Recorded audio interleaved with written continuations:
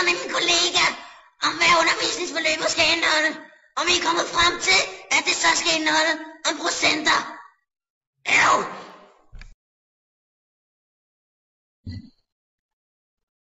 Hej små børn. Jeg hedder John Boner, og jeg er Lars' medhjælper. Og bare rolig, jeg har ingen bone. Jeg har så sagt, at vi skal arbejde med procenter. Så kom nu med hen på mit kontor, børn lille. Så skal jeg rigtig nok vise jer. Og dig, den lille bøsse nede på næstbagerste række, med det sorte tøj og de hvide bøssesko og Justin Bieber frisyrer, hvad? Kan du så se at få den finger ud af røvhullet og følge med i undervisningen? Det er sgu så nemt, at selv Chuck Norris kan gøre det. Hvad fanden? Så man kan ikke lide Chuck Norris, hva'?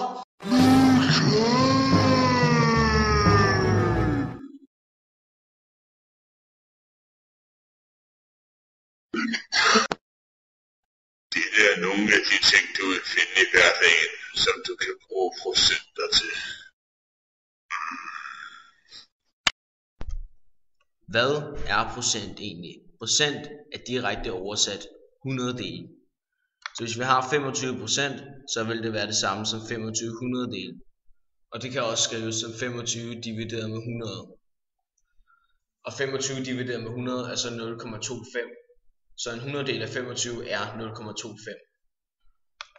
Så hvis vi fx skal regne procenten igen, så vil vi sige gange med 100. Og det er så 25%. Men hvis vi nu vil finde ud af, hvor meget 25 egentlig er ud af 100, altså 25% er ud af 100%, så vil vi sige 100 divideret med 25, det giver så 4. Det vil så sige, at 25% svarer til 1/4, som også kan skrives som 1 divideret med 4. Hej, det er mig igen. Nu skal vi se, hvordan man beregner en procentdel. Hvis vi siger, at en radioforretning giver 15% rabat på en CD, hvor mange kroner blev der givet i rabat? Okay, først skal vi finde 1% af 160. Det er 160 divideret med 100, som vi kan se er 1,6 kroner, eller 1 krone og 60 øre. Så skal vi gange, hvor mange procent der bliver givet i rabat med den ene procentdel. Så det bliver 15 gange 1,6 kroner, og det giver 24 kroner. Hej, vi er tilbage i radioforretningen. Radioforretningen gav 15% i rabat på en radio. En kunde sparede 42 kroner ved at købe radioen. Hvad kostede radioen før rabatten? Vi starter med at finde ud af, hvad 1% af radioen kostede. Af radioens førpris var. Det er 42 divideret med 15. Det giver 2,8. Så har vi hvad 1% af hvad radioen kostede før. Det ganger vi så med 100, fordi vi skal jo have hele prisen. Det giver så 280. Vi vil finde ud af, hvad radioen kostede. Hej hej. Beregningen af procenttal. Igen er vi i radioforretningen.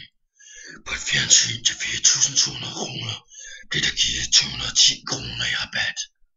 Hvor mange procent blev der så givet i rabat? Det kan man så finde ud af, hvis man nu siger, at 4.200 kroner er de 100%. Derfor så siger du 210 divideret med 4.200, så har vi 210 i 4.200 dele, som så er 0,05. Det ganger du så med 100, og så får du resultatet, at rabatten er 5%. I'm Batman. Stigninger. Hvor mange procent er prisen på olie steget? Jamen altså før, der kostede olien 1.200, og så er den så steget til 1.440. Det kan vi så regne ud ved at sige 1.440 divideret med 1.200. Det giver så 1,2. Det vil så sige, at 1.440 er 20% af 1200. Så derfor så er stigningen 20%. Fald.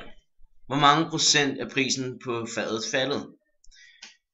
Før kostede fadet 150 kroner, nu koster det 90 kroner. Det kan regnes ud ved at sige 90 divideret med 150. Det giver 0,6, som så svarer til 60%. Derfor så er 90, det er 60% af 150. Derfor så må 150 være faldet med 40%.